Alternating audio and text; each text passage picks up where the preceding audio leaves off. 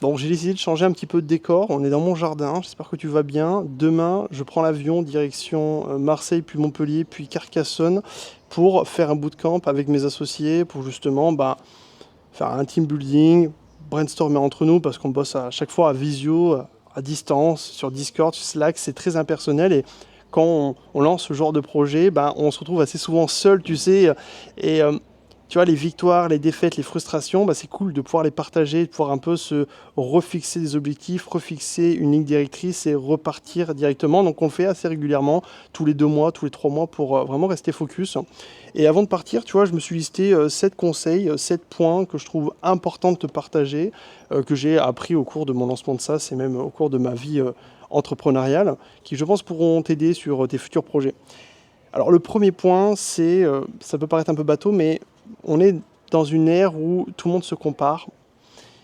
Et si tu veux, c'est le pire truc à faire si tu veux lancer des projets sur du long terme. Parce que tu vas voir sur Instagram, sur les réseaux avec l'IA, tout ce qui est en train de paraître en ce moment, des réussites exceptionnelles. Des gamins de 17 ans qui buildent une app et qui finissent multimillionnaires, cotés en bourse ou quoi que ce soit. Et toi, à côté, quand tu lances des projets, tu as vite tendance à te décourager. Et moi, le premier, tu vois, genre quand j'ai des phases de down, que les clients ne onboardent pas bien, que ça bouge pas comme je veux, tu vois, genre je suis vite frustré et je regarde les autres, je dis putain, mais tout le monde marche, pas moi, je comprends pas, je dois faire des trucs de travers. Et on a tendance trop souvent, tu vois, à mettre en avant les réussites, les résultats, et la plupart des fondeurs de ça, on ne peut pas leur reprocher. Mais ceux qui réussissent partagent uniquement leur win, mais à côté de ça, tu as des dizaines et des dizaines et des centaines d'échecs qui ne sont pas mis sur le devant de la scène, tu vois. Donc, ce que tu vois sur les réseaux sociaux, moi, je vois ça comme une sorte de pièce de théâtre. Il faut voir ça comme une mise en scène où, globalement, les gens, ils vont mettre un masque, prostituer un petit peu, et te montrer uniquement ce qu'ils ont envie que tu vois, d'accord ? Un truc qui m'a vraiment fait avoir un déclic, moi, c'est le podcast du fondeur d'Odoo. Et pour la petite anecdote, c'est une boîte qui vaut plusieurs milliards maintenant. Mais dis-toi que le fondeur a mis, je pense, facilement 3 ou 4 ans, voire plus, si je dis pas de bêtises, avant d'être rentable, avant de faire et commencer à faire de l'argent. Donc oui, tu auras des résultats exceptionnels, il y en a partout, mais toi qu'il y a des mecs qui persistent et qui gardent le cap et qui arrivent après, au bout de 3, 4, 5 ans, à faire du chiffre. Et ça, c'est vraiment ce que tu dois rentrer en considération pour ce que tu fais. Donc le meilleur conseil que je peux te donner, évidemment, c'est pas facile. Plus facile à dire qu'à faire, évidemment, mais balaye les réseaux sociaux. Tu vois, genre va sur les réseaux sociaux uniquement pour choper de l'information, faire tes veilles. Maintenant, avec Claude Code, il peut y aller pour toi. Donc, tu n'as même plus besoin de scroller pour aller choper de l'information. N'y va plus. Vraiment, n'y va plus et reste focus sur toi, ta ligne, ta direction.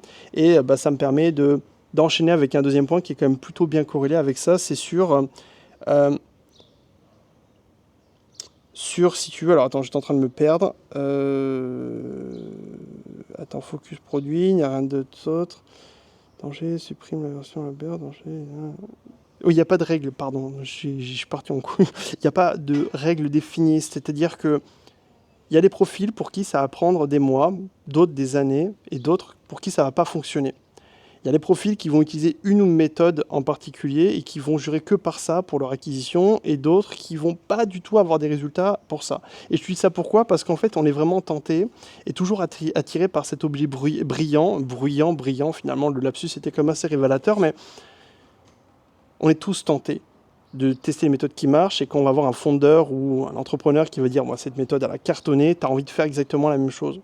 Mais il n'y a pas d'école précise. Okay, c'est-à-dire que si toi, demain, tu as une méthode X, par exemple, je sais pas, builder ton SaaS avec uniquement du SEO et du SEA, je crois qu'ils appellent ça comme ça pour l'intelligence artificielle, tu as la possibilité de le faire.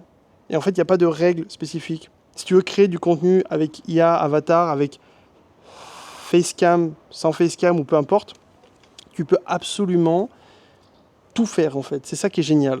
Évidemment, il y a des règles et des codes qui marchent le mieux, mais ne te mets pas des barrières mentales sur ta capacité à réussir. Si tu as le flair pour quelque chose, vas-y à fond, vas-y au bout. Et même si on te dit que c'est pas du tout une bonne idée, teste-le quand même, tu vois. Et ça, c'est globalement Ce qui m'a fait perdre quand même pas mal de temps parce qu'au début de lancement de mon activité, de mon SaaS, j'ai essayé de copier des méthodes. Je me suis dit, ok, on va faire création de contenu, vas-y, on bombarde la création de contenu. Finalement, ça marche pas plus que ça. Vas-y, Reddit, en ce moment, Reddit, ça marche trop bien, donc vas-y, on va sur Reddit. Je me suis fait bannir mon compte en bout de 2 mois. Je dis, bon, allez, on laisse tomber. Et ainsi de suite. Donc, il y en a plein qui vont jurer par plein de méthodes. Il y en a plein que j'ai faites qui n'ont pas fonctionné. Et pour le coup, j'ai fait des méthodes que d'autres n'ont pas faites, qui ont extrêmement bien marché. Voilà. Ensuite, on est dans une ère où tout va vite. Une ère où, et cela est très important, une ère où en fait il faut avoir ce qu'on appelle l'aversion à la perte quasi inexistante. Tu vas passer des journées et des heures à construire des pages de vente, des funnels, des systèmes, du copy, des modèles, entre guillemets, qui peuvent être détruites du jour au lendemain. Parce que l'IA a changé en partie complètement les paradigmes. Tu peux te mettre à build un SaaS en un mois, par exemple, et 6 mois plus tard, Claude Code fait exactement la même chose avec un MCP, un skill ou peu importe. Ça, c'est super important de le prendre en considération et être capable de pas avoir de blocage par rapport à ce que tu crées. Tu lances un truc, ça fonctionne pas, ou tu lances un truc, ça marche pour le moment, mais il faut tout de suite le dégager, c'est pas grave. Tu fais une page de vente, un copy, et puis au bout de 2 jours, tout ce travail va tomber à la poubelle. C'est pas grave. Et être dans cette dynamique de je fais les choses, j'actionne, je suis capable de mettre à la poubelle et de recommencer tout de suite après. Et je te dis ça parce que vraiment, on est dans ce cas de figure. Il y a des dizaines de features qu'on a ship, qu'on a mis à la poubelle simplement parce qu'elles étaient plus d'actualité, elles étaient restées complètement old school. Parce qu'on a trouvé mieux, on a trouvé de meilleures idées. Et donc, forcément, si tu as une attache émotionnelle par rapport au travail que tu produis, et c'est normal, tu vois, de mettre de l'énergie dans quelque chose et tu dis, bon, ok, c'est bon, j'ai construit ça, maintenant, il faut que ça marche. Après, en fait, tu vas du coup mettre du temps et de l'énergie à essayer de garder quelque chose qui ne va pas fonctionner. Donc, vaut mieux couper et recommencer que de persister dans un chemin qui t'amène nulle part, tu vois. Autre point. Un autre danger sur lequel moi je me suis fait avoir au début, c'est avec l'IA. On est dans une ère qui est incroyable. Tu as Claude Code sur ton terminal. Ta Tati, elle est capable maintenant de dev un SaaS en un week-end, si tu lui expliques un peu comment ça marche.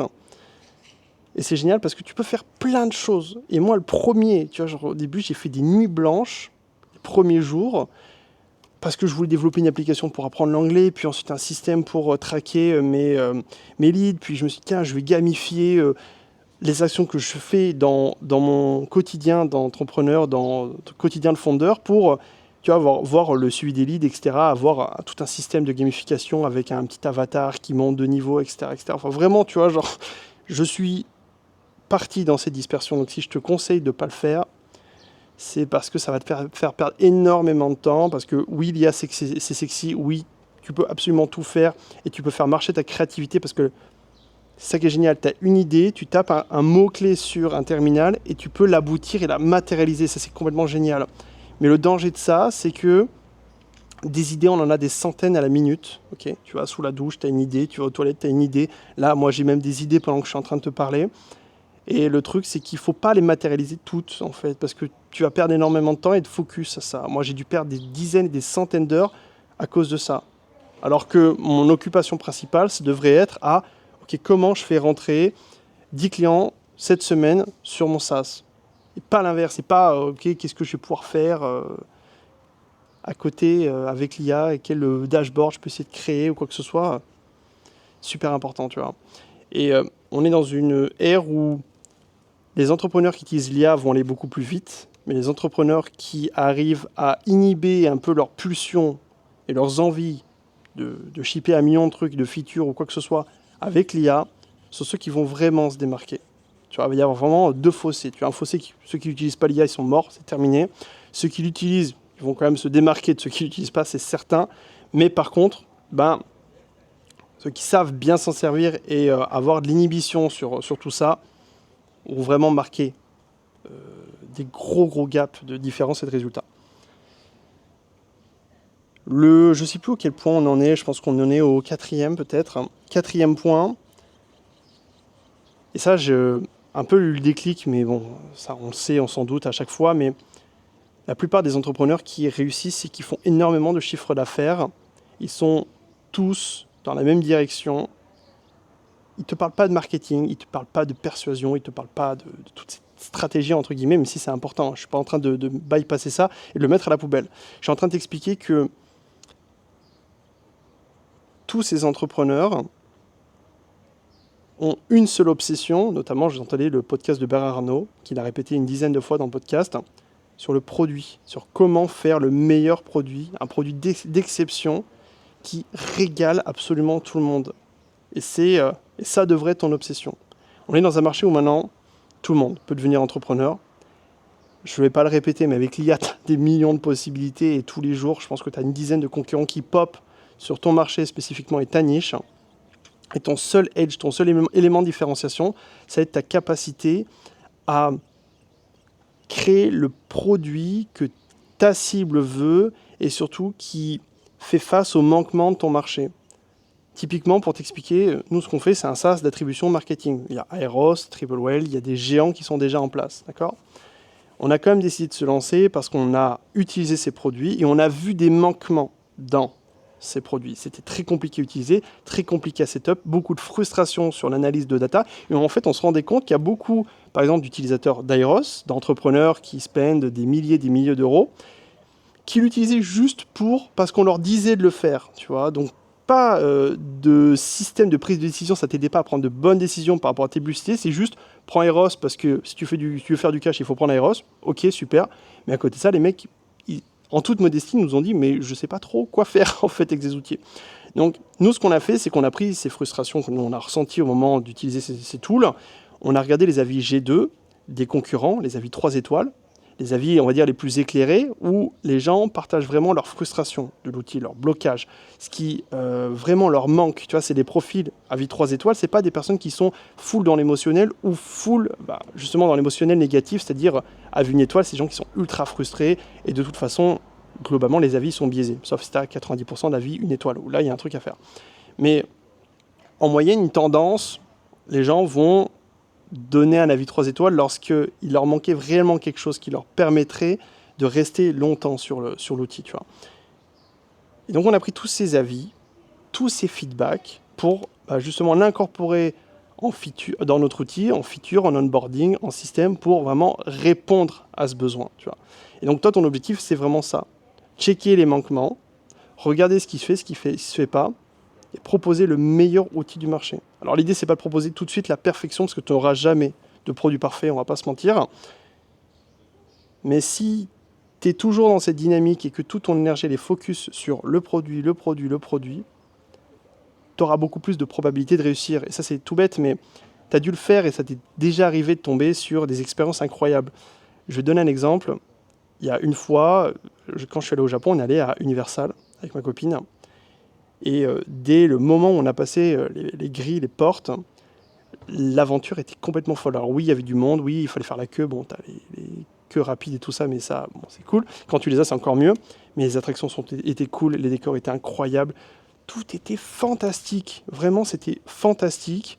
Et le fait que c'était génial, on en a parlé autour de nous. Il y a des gens qui y sont allés parce qu'on leur a recommandé. Nous, sur place, on avait, vu qu'on était régalés, vu que les frérots ils nous avaient mis bien, on a surconsommé, mais vraiment surconsommé, le goûter, le machin, la crêpe Super Mario, alors que on n'aurait pas été satisfait, on aurait fait 2-3 attractions et on se serait barré. Vu que le delivery était énorme, en fait, on a propagé notre bonheur, donc ça a permis à plein d'autres personnes de découvrir, et on a davantage consommé. Et si on retourne au Japon, on y retournera. Donc c'est pour te dire à quel point c'est fort. C'est un bon produit qui satisfait les gens. Le bouche-oreille va faire ses preuves, ça va avoir un effet un peu snowball sur ce que tu veux lancer. Et à côté, en fait, les gens ne vont pas se barrer. C'est super important. Ensuite, ça c'est hyper concret. Pour le coup, j'ai dit hyper important, je ne vais pas me répéter. Mais n'attends rien des autres, dans le sens où, tu sais, quand tu es entrepreneur, tu as ce truc de cette frustration lorsque tu lances un projet, ça te tient à cœur, tu partages à tes proches, à tes potes entrepreneurs même, et tu vois que ça répond pas, les gens s'en foutent, les gens réagissent pas, et en fait, ça peut être frustrant. Tu peux te dire, mais putain, mais tout le monde s'en branle de moi, c'est super chiant, c'est un enfer, et c'est juste réel en fait. T'es personne, ton projet n'intéresse personne, Et ce que tu fais au quotidien ne doit pas dépendre des actions des autres. Ça, c'est super important. Quand on a lancé notre SaaS, je connaissais plein d'entrepreneurs qui étaient sur Airos, sur les solutions concurrentes. Je leur ai envoyé un petit message, je dis ouais, tiens, est-ce que ça te chauffe? On va te faire un espace un peu particulier pour tester l'outil, etc. À chaque fois, c'était non, c'est pas ma priorité. Plus tard, reviens dans quelques mois, quelques années, et tu sais. Et je sais très bien que ces mêmes profils, quand mon produit va faire ses preuves, qu'on va commencer à en parler, qu'il aura passé le cap de viralité, donc c'est-à-dire ce point de bascule, ça va être les premiers qui vont revenir vers moi pour me dire « Ouais, putain, il faut absolument que je me mette sur l'outil, c'est incroyable, j'ai toujours cru en toi, j'ai toujours cru en ce que tu fais. » Et ça, c'est vraiment rémanent, en fait, dans le storytelling de la réussite. Au début, tu te lances, tout le monde s'en branle de toi. Après, tu commences à être un peu critiqué, tu vois. Et une fois que tu as atteint ce point de bascule, tu vas être vu comme l'évidence, comme le grand messie qui a toujours, chez qui on a toujours cru, tu vois, et on dit, ouais, ok, ce mec-là, de toute façon, il était fait pour réussir. Ben ouais, mais au bout d'un moment, personne ne me donnait l'heure au début, tu vois. Ça, c'est aussi, je pense, c'est important de te partager parce que peut-être que tu le vis en ce moment. Et je vais pas me répéter, mais vraiment, on dépend de personne, tu vois. Genre, il y a personne qui va te sauver, il y a personne qui va t'aider à faire du biz ou quoi que ce soit. Si t'as un bon réseau, essaie de le faire profiter, mais compter sur les autres quand tu fais du biz, sauf quand c'est des partenaires ou des gens que tu rémunères, ça a du sens, mais sinon, laisse tomber, te prends pas la tête, tu vois. Compte pas sur la sympathie d'autrui pour t'aider. Les gens sont très égoïstes, c'est un comportement purement humain et c'est logique, tu vois. Moi, je m'en branle. Tout ce que je fais, mes actions du quotidien sont basées sur moi, mes centres d'intérêt. Ou quand j'aide quelqu'un, c'est parce que derrière, je sais qu'il y a potentiellement un intérêt à lui donner un coup de main. Et tout le monde, tous les êtres humains fonctionnent comme ça, vraiment, c'est comme ça, tu vois. Et le dernier point, ça, je vais te raconter une anecdote pour finir pour aujourd'hui. C'était la semaine dernière, on a eu un premier micro-clash avec Mathiem, on était sur Discord, on commençait à parler d'une feature et on voyait que c'était un envoi de mail pour être un peu plus concret, un mail qui s'envoyait, qui n'était pas hyper pro, qui était un peu buggé, qui était un peu en français-anglais, et on était plusieurs à dire « Vas-y, ce mail, il faut qu'on le dégage, il ne sert à rien, tu vois ». Et il y a eu un blocage, tu vois, avec mes associés où on a senti qu'il y avait une friction qui montait, tu vois, et petit à petit, beaucoup de frustration par rapport à ça. Et ça n'a pas abouti à grand-chose, mis à part un micro-drama. Et encore, je ne peux pas dire, parce qu'on est tous adultes et un peu pré-éduqués, donc il n'y a pas eu de clash ou quoi que ce soit. Mais tu vois, on a senti qu'il y avait, pour une première fois, une tension dans l'équipe. On a vite désamorcé, on a trouvé des solutions. Mais tout ça pour te dire que ce qui peut couler ta boîte sur du long terme, c'est simplement un problème de com. Et la com, comme toute chose, comme tout SOP, comme tout modèle d'acquisition, tech ou quoi que ce soit, elle doit être processisée. Et nous, on ne l'avait pas fait en fait. On avait fait l'erreur d'y aller un peu en mode on a un canal Discord, on discute, on fait différents canaux et puis c'est tout en fait. Et la réalité, c'est que c'est pas suffisant. C'est pas suffisant si tu veux faire un business qui dure sur du long terme. Toutes les grosses boîtes, parce que évidemment, je me suis renseigné, Pixar, Amazon, Netflix ou autres, en interne, ils ont des modèles de communication type, par exemple, Pixar.